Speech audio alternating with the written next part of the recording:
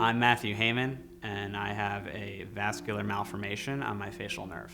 It was, a random week in June that I just noticed things, my lips weren't working, and the way I couldn't whistle anymore, and it was very strange. So went to the primary care physician, and they diagnosed me with Bell's palsy. Gave me some steroids. They said in 10 days everything should clear up, right? So 10 days went by, nothing happened.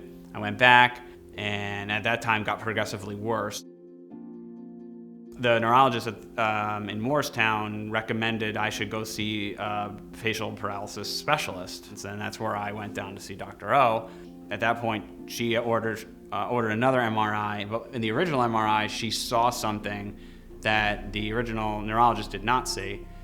She then, when I had the second MRI, it was able to blow this up, and she was able to find that there was something blocking my facial nerve, which was this what's called vascular malformation.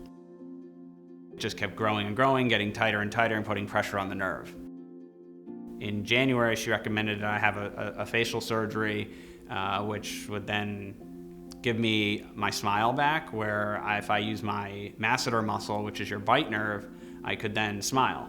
But it still didn't help the issue of the vascular malformation. So at that point, she recommended I go see someone who specializes in that, and it became a battle of insurance, where my insurance, with the two doctors that she recommended in New York, wasn't covered. And Dr. O, gave me her cell. Like, I was in constant contact with her. I was texting her, emailing her and her team, and everybody was super responsive. That she was able to find a doctor, somebody in Boston, and recommended that I speak to that person. And obviously with the pandemic, it was a lot of Zoom meetings. I met with the Dr. Santos in Boston, and because Boston had just opened up elective surgeries in the summer and New York had not, I was able to go up to Boston and get the surgery done to get this out. It was like Dr. O had all my files, sent them right up to him, and he was like, oh, here's all your stuff, here's your MRI, so it wasn't a waste of time to get me into Boston. And so it was a seamless transition with her. When I came back to Jersey and New York to go do a follow-up with her, she was able to take the stitches out that he did in Boston, so I didn't have to drive up to Boston and get the stitches out. Another doctor's gonna do someone else's work, right? You just don't see that. So I thought that was great, and she's been fantastic with just keeping me up to date, and if I have questions, I can just call her in the middle of a afternoon. My wife would say, lay in bed and go, well, what if you did this? I would literally text Dr. O and say, what about this? And she'd be like, let me call you. And she'd call me and tell me no, this is XYZ, here's why.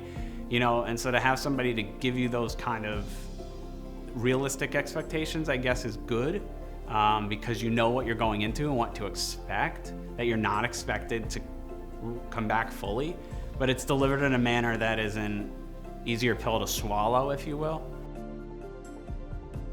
Her team, from the office managers and billing, they've been very helpful, and I haven't had any sort of issue with them, in any capacity, really.